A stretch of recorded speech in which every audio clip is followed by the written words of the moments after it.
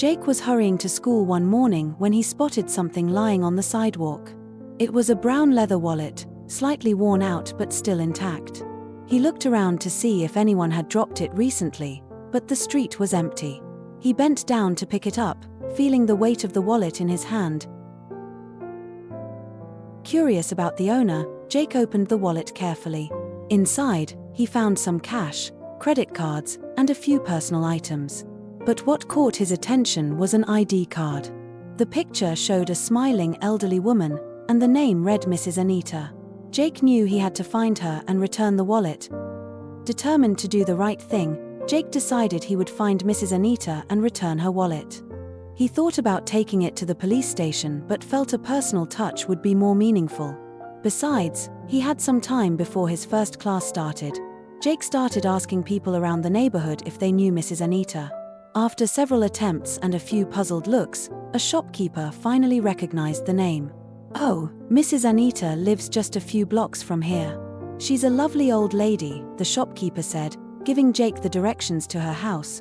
With the address in hand, Jake made his way to Mrs. Anita's house.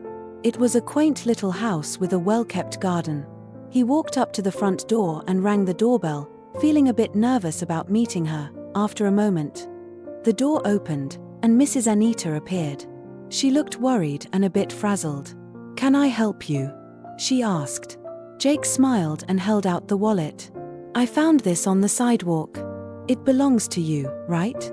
Mrs. Anita's eyes widened in surprise and relief as she took the wallet from him. Mrs. Anita was overjoyed. She opened the wallet to check its contents and then looked at Jake with tears in her eyes.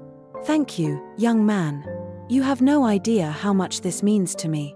I thought I had lost it forever," she said, her voice trembling with emotion.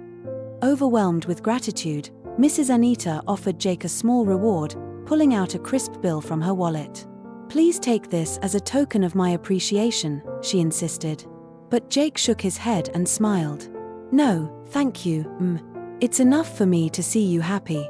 Mrs. Anita couldn't stop talking about Jake's honesty. She told her neighbors, and soon the whole neighborhood knew about the kind young man who had returned her wallet. People praised Jake, calling him a role model for others. Jake walked home that day with a deep sense of fulfillment. He realized how much a simple act of honesty could mean to someone. It made him feel good inside, knowing he had done the right thing. From that day on, he promised himself to always be truthful and kind.